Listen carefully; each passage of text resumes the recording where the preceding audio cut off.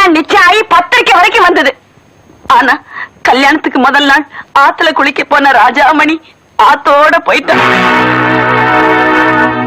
இனிமையாவது உன் மூஞ்சிக்கு என்ன தவிர வேற எவன் கிடப்பான் அப்படிங்கிற வார்த்தையை மட்டும் சொல்லாதீங்க.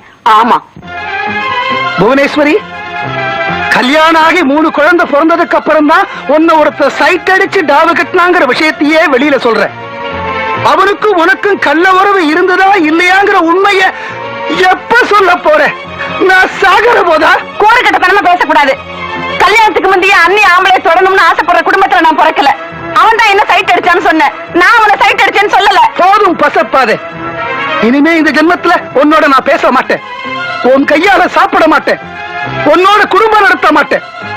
என்ன பொறுத்த வரைக்கும் என் உயிருக்கு உயிரான இந்த கருப்பு காக்கா இந்த நிமிஷத்தோட செத்து போச்சு. ஐயா சுத்த கூறுகட்ட மனுஷனா இருப்பார் போல் இருக்க.